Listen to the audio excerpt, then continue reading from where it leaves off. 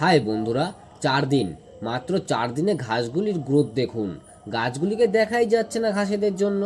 যাই হোক, আজকে এই বাগানবিলাস গাছগুলোকে একটু পরিচর্যা করা যাক, না হলে সমস্ত পুষ্টিগুণ এই ঘাসগুলোই খেয়ে নেবে। সত্যি কথা বলতে এই ঘাসগুলিকে দেখে আমার যেন কেমন একটা মনে হচ্ছে এই দুনিয়ায় সব থেকে কুইরা মানুষ একমাত্র আমি। প্রথমে ঘাসগুলিকে পরিষ্কার করব, তারপর হবে অন্য সব কথা। প্রত্যেকটা ঘাসকে গোড়ার থেকে একটা একটা করে তুলতে হবে। যদি গোড়ায় একটু থেকে যায় তাহলে সেখান থেকে আবার নতুন করে ডাল ছেড়ে দেবে। ওই ভুলটা করা যাবে না।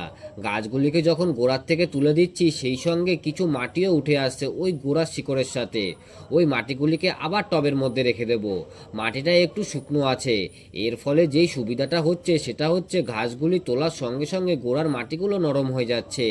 এর ফলে আমাকে পরে আর আলাদা করে গোড়াটাকে খুঁচিয়ে মাটিগুলোকে নরম করতে হবে না। ঘাসগুলি তোলা হয়ে গেলে গাছের গোড়ার মাটিগুলোকে সমান করে রেখে দেব। আর এইভাবেই এক এক করে 3খানা টবের ঘাসগুলিকে প্রথমে পরিষ্কার করে নেব। এই দেখুন, একখানা টব থেকেই কত পরিমাণে ঘাস বেরিয়েছে। 3খানা টব থেকে ঠিক একই পরিমাণে ঘাস বেরোবে।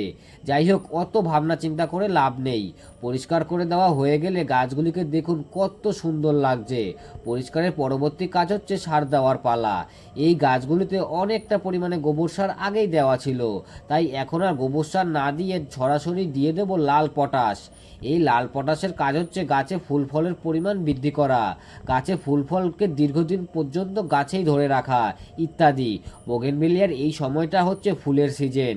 এই লাল পটাশ দিয়ে দেওয়ার পরে দেখব গাছে ফুল ফোটাতে পারি নাকি। সার দেওয়া হয়ে গেলে পরবর্তী কাজ হচ্ছে জল দেওয়া। এই জলের মধ্যেই 1 চিমটে দিয়ে দিয়েছি হিউমিক অ্যাসিড।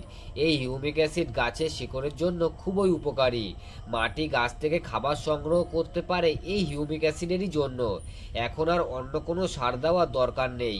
মোটামুটি 10-15 দিন পরে এনপিকে 19-19-19 জলে গুলে একটু স্প্রে করে দেব, তাহলেই হয়ে যাবে।